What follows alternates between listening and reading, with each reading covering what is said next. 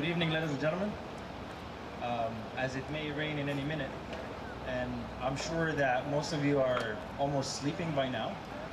So please forgive me if I ask you to please stand up just for the first part, because I need your attention. Please stand up.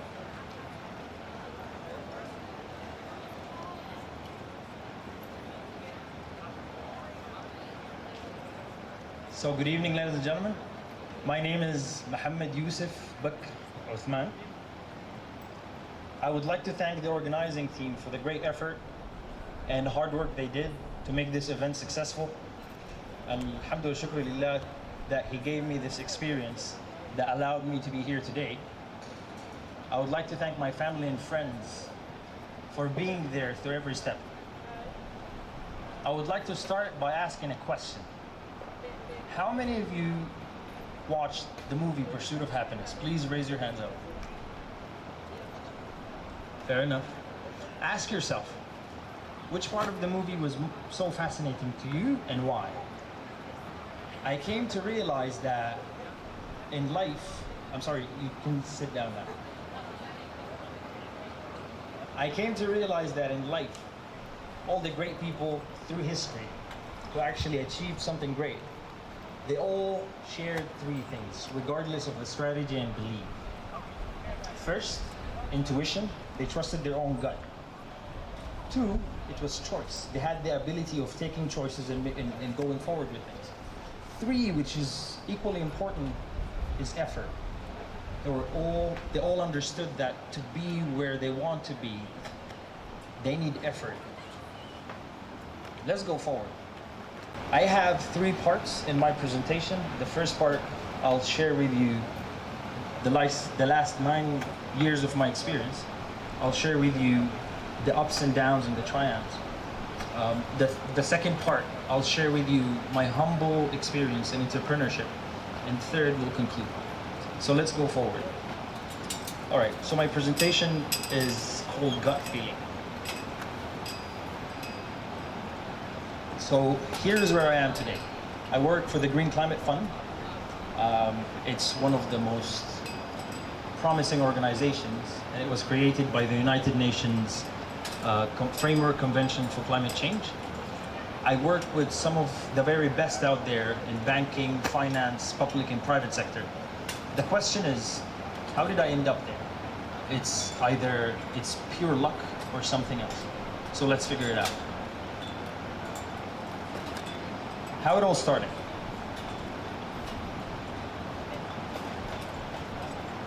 Minutes ago, I asked the question of how many of you watched The Pursuit of Happiness, what was really fascinating about it? The majority of you will think it's that moment when he clapped that he got the job and he was so happy, which is true. But to me, it was different. To me, it was, how did he take that decision of risking it all and giving up the person who he is today for the person he might be tomorrow? And for me, it was pure gut. I came to realize that in life, one of the most important things is our ability of taking a choice and move forward with things. I grew up in a family that is financially stable. When I was 15, unfortunately, things went upside down. So I was confronted with two choices. Either to sit down, have normal education, study anywhere, get a job, get married, have a normal life, and that's it, which is fine. But for me, it was more than that. I wanted something more from life. And I didn't believe deep inside me that I was born just to live and die. There is more, there's definitely more. So when I was 17, I had my first job, and it was in Darfur.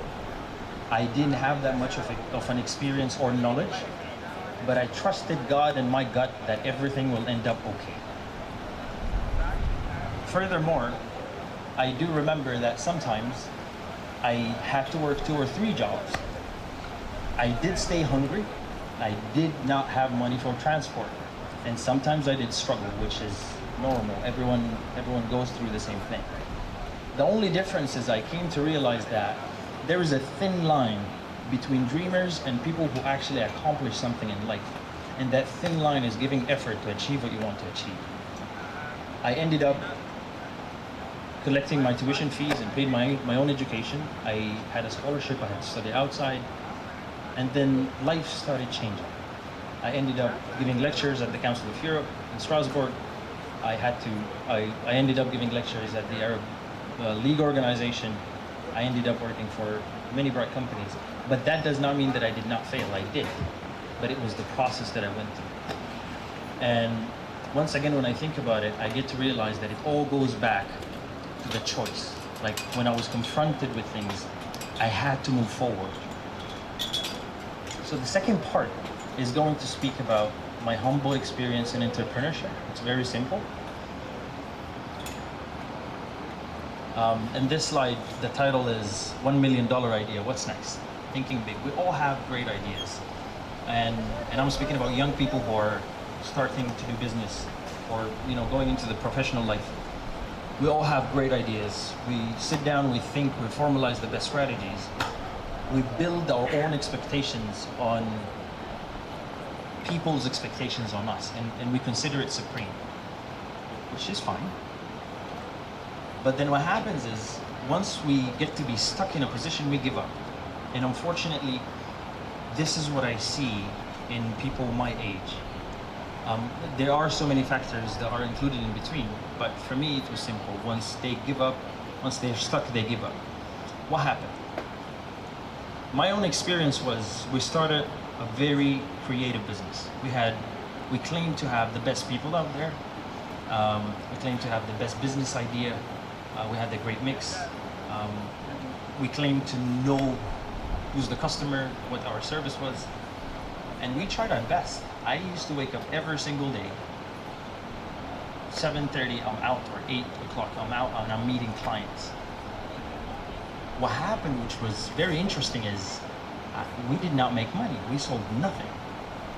Although we did work hard, and some of our team are based outside Sudan, but nothing went forward. What I realized that it wasn't the best service or the best marketing mix that actually matters. It's more than that. I came to realize also that, as I mentioned, when things go down, what people tend to do is let go, give up, I'm gonna find something else. But for me, it was different. It was more than just business, it was personal, that I have to succeed. We had to sit down, we had to think. And we came to realize that we didn't receive a no from anyone, yet we did not make money. Then what's the problem? It's either the customer, the country, or us. And everyone, what we usually do is that زي ما بيقولوا بنفتش في أقرب شماعة and we put our failures there and then we start again from scratch. But that's not how life goes. So what happened, we had to sit down and think. We came to realize that what the customer needed is not just the best service. What they needed is trusting us and our ability of doing things. Are they trustworthy? And that's basically what happened. Some marketers, or some people may say it's the consultative marketing approach, some call it customer centricity. We realized that yes, in Sudan, basically what people do is that I have a product and I push it outside and I want to sell as much as I want. We realized that just simply did not work for us. It was different. We have to choose a set of customers that this product works well for them, but the others we had to say no. Going forward, the basic messages that I want to give is that yes, we're educated and trained to follow specific norms. You have to look deeper into yourself. You have to understand what really fits you, what looks like you, and that does not happen between a day and another. That takes a journey. Going forward to the last part, you're wandering, but you're not lost. The fact that there are hundreds and thousands of challenges in front of us, and the fact that you may struggle, you may feel pain, you may be sad and upset, these things are given.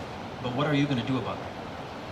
And I came to realize that I built in my mind the fact that I keep asking myself, what's next? Whenever I'm stuck in a situation, and I do remember that sometimes it gets to be so hard that you don't even know whether to cry or laugh. But I used to laugh really hard. Why? Because I tried every single window and things had done well. Number two, what I discovered, I used to do a lot of hard work. but the outcome from it was down there. It's not what I wanted.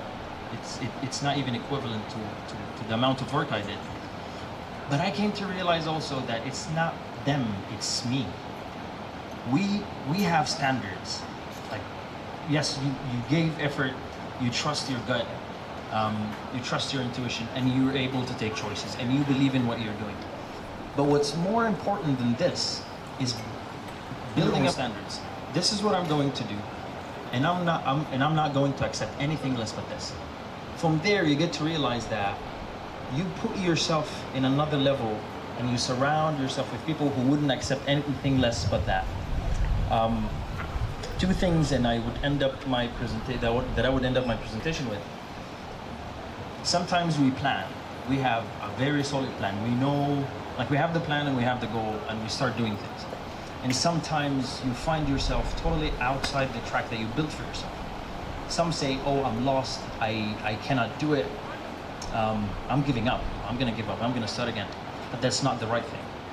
Sometimes when you want something from life, what happens is that God, nature, your beliefs, they take you away to see different things that would build you better for what you want, or where you want to go. But you have to trust it. You have to trust ourselves. At the end, I have a quote that I'm fascinated with, and I call it my own Da Vinci Code. And he said, it had long since come to my attention that people of accomplishments rarely sat back and let things happen to them. They went out and happened to things. Thank you very much.